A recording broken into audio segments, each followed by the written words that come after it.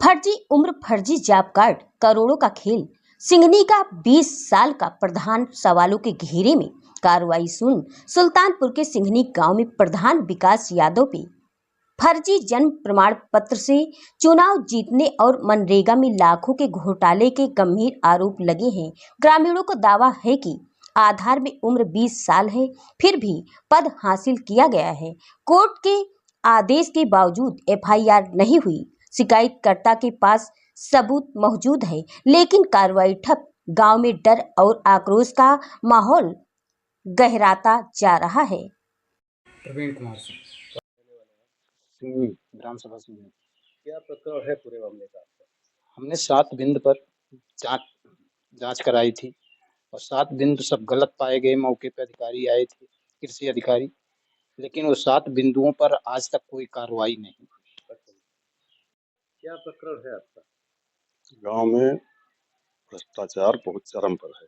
ये गांव का क्या नाम है? सिंघनी, ग्राम सभा सिंघनी, जनपद कौन सा पड़ता जनपद है? सुल्तानपुर।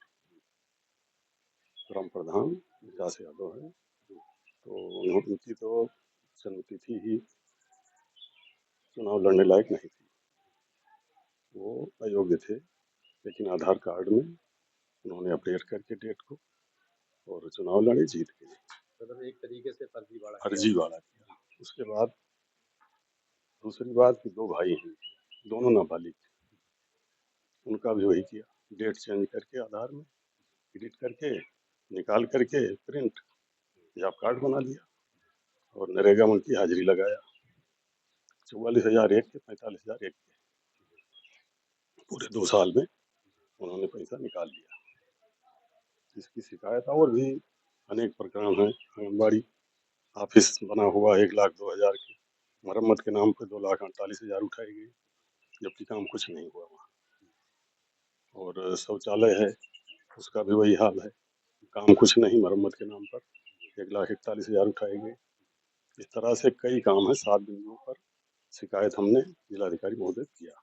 कुल मिला के पूरी तरह से निष्कर्ष ये पाया जाता है कि यहाँ के प्रधान पूरी तरह से उस प्रकरण में क्या कोई शिकायती पत्र दिया गया? हाँ, इस प्रकरण में पहले भी एक बार गांव के ही हमारा लड़का है अनुराग सिंह, उसने दिया था 2023 में। किसको दिया था शिकायत? जिलाधिकारी महोदय को दिया था। तो उस टाइम भी यही जो हैं कृषि अधिकारी यही थे, इनको ही जांच अधिकारी के रूप में नामित किया गया। यही जांच में आए और इन्होंने अपना मैनेज कर लिया। उसमें भी इसमें से काफ़ी कुछ बिंदु थे, तो उन्होंने मैनेज करके ख़त्म कर दिया। कुछ आज तक उस पर कार्रवाई नहीं की गई। मतलब जिलाधिकारी महोदय के आदेश के बावजूद भी अभी तक कोई कार्रवाई उसमें कुछ नहीं हुआ। वो 2023 का मैटर। तो फिर अब गांव के प्रवीण कुमार ने एप्लीकेशन लगाई दोबारा 25 में, उसमें भी वही हुआ। जिलाधिकारी ने नामित किया कृषि अधिकारी को, वही कृषि अधिकारी। हमने दोबारा कंप्लेंट किया कि इनको बदला जाए, ये संदेहास्पद है, इनकी जांच पूर्व में कर चुके हैं, लेकिन उन्हें बदला नहीं गया। जांच में आए, जांच किया, मौके पर उनको सब कुछ मिला और यहाँ से जाके उन्होंने रिपोर्ट लगाई। रिपोर्ट में उन्होंने जो लिखा है वो दोषी पाए हैं।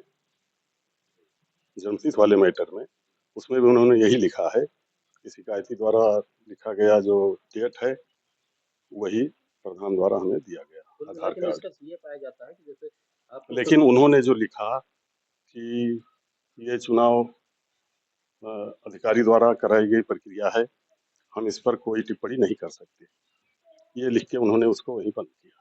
जबकि वो स्पष्ट है, उनके लिखने से ही स्पष्ट है कि ये 20 साल 4 महीने इनकी उम्र थी, 21 थी नहीं।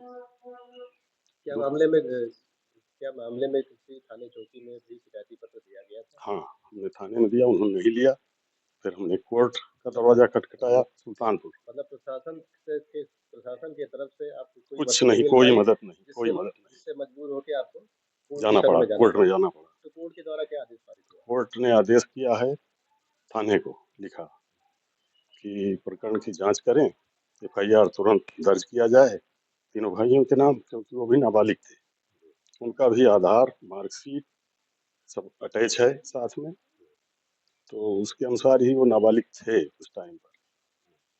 कोर्ट ने माना है, फिर इनको लिखा कि आप जांच करवाइए, जांच करके 1 सप्ताह के अंदर रिपोर्ट में वापस प्रेषित करें। अब थाने में है मैटर। तो ये आदेश कब पारित हुआ? ये 10/4 को 10/4 26।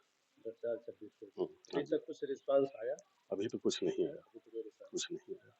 शासन प्रशासन से क्या कहना चाहेंगे? माननीय मुख्यमंत्री उत्तर प्रदेश के मुखिया योगी आदित्यनाथ जी से क्या संदेश देना चाहेंगे अपने मामले को लेकर? संदेश क्या दें सर, कोई इसमें प्रशासन सब कुछ तो फेल है, प्रशासन पूरी तरह से फेल है, सब लिप्त हैं अधिकारी यहाँ के, कोई कार्यवाही करने को तैयार है नहीं। लीपापोती करके उसको ठंडे बस्ते में डाल दिया।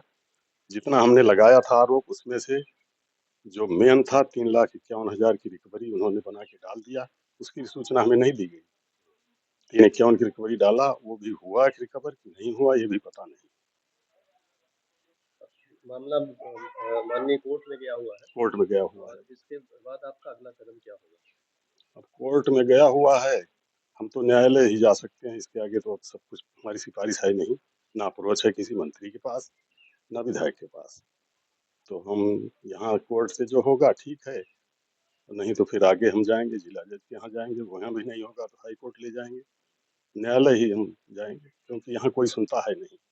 पूर्व में अनुराग द्वारा जो दिया गया था शिकायती पत्र, उसमें भी कुछ नहीं हुआ। लास्ट में हम हाई कोर्ट गए थे। शिकायती पत्र किसके माध्यम से? जिलाधिकारी के पास गया था। किसके नामित था? किसके द्वारा दिया गया? अनुराग सिंह। 23 में अनुराग द्वारा दिया गया 23 में। तो उस प्रकरण में अनुराग हाई कोर्ट भी गए। हाई कोर्ट गए, वहाँ एक 7 नंबर कोर्ट है पंकज भाटिया जी की, वहाँ भी कुछ नहीं हुआ। और उन्होंने सिर्फ पहले ही तारीख पर उसको डिस्पोज कर दिया, ये कहते हुए कि ये मामला तो अभी नीचे ही चल रहा है। अब नीचे वो कब तक चलेगा उसका कोई समय सीमा है नहीं। 23 की जांच अब तक वो नीचे ही चल रहा है। कुल मिला के वहाँ भी कोई राहत नहीं मिली। तो अब इस बार हम 156/3 में गए कोर्ट में। अब यहाँ तो सुनवाई हुई और अब थाने में है मामला। आपका नाम? अवधेश प्रताप सिंह।